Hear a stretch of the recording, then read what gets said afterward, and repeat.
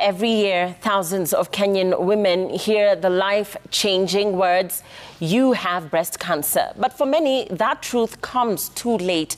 Their journeys often begin with unexplained swelling, confusion, and repeated visits to clinics where symptoms are dismissed or misdiagnosed. Tonight, we share the story of one woman whose experience of being told it's nothing serious became a fight not just for her own life, but for awareness and better care for others. Her story is a reminder that early detection can save lives. Lucy's baby was slightly over a year old when she felt a lump in her breast. At first, she thought it was simply because she had stopped breastfeeding. Still, she opted to see a doctor. Women develop lymph nodes under the armpits because they've stopped producing milk. And there's this specific one on the left arm that never went away. I stayed with it like for 3 months. And then I went for checkup in the hospital. And by then I had developed something else on top of my breast.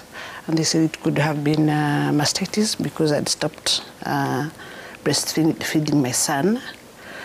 I didn't stop at it. I went to another institution and they ran a test and they told me it could be some fat residue. They call it fibroadenoma. And they had to do surgery locally to remove it. So according to them, it was not something that was alarming. After seeking a second opinion, Lucy received news that shattered her world. It turned out that it was breast cancer.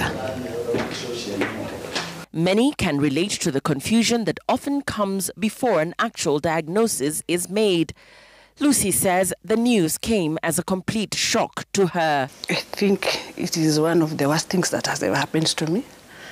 A cancer diagnosis is not a walk in the park and nobody is ready for it. And I remember very well that I sat by the roadside and I really cried. And a passerby was walking by and she asked me whether I was okay. I shook my head and then I just gave her the results. She read for me and she told me it was okay. That was a stranger, took me by hand, took me somewhere. And she asked me who she can call. They called a distant auntie who came for me. And I went spent the night in her house. Then in the morning, they were like, hey, you have to stop crying and you need to act on this. You need to seek treatment. She underwent a mastectomy, the surgical removal of a breast, followed by months of chemotherapy. But even after her treatment, she struggled to feel whole again. Femininity is breast and the hair and what have you. And here you are, a new person. Let me say the cancer treatment changes everything. The Lucy that was there before I got my diagnosis and the Lucy that I see is two different people. After having my breast removed, I was not told what I was going to rehabilitate with. So my cleavage was going to fall. When I dress up, you see, I have to use a shawl, a jacket, because I want to hide my chest. And that is something that was not factored. Even today, I think rehabilitation is not factored very well.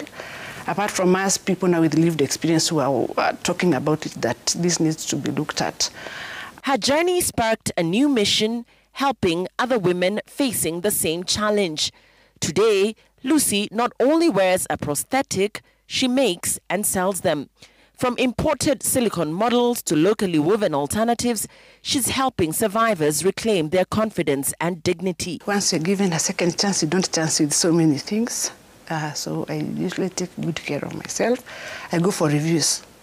And if I happen to fall sick, I don't go over the counter or just in the hospital. I go back to Kenyan where I was seen. And then keeping fit.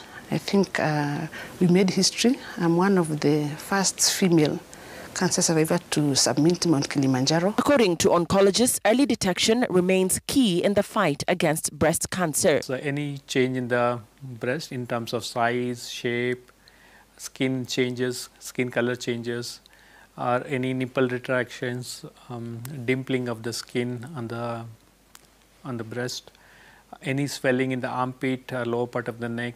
These are the initial symptoms. Screening is a very effective tool in detecting and diagnosing the cancer very early.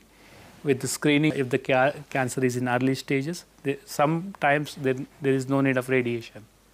So if they undergo surgery, sometimes there is no need of chemotherapy if they are hormone receptor positive and very early stages. The cost implication will also be lesser.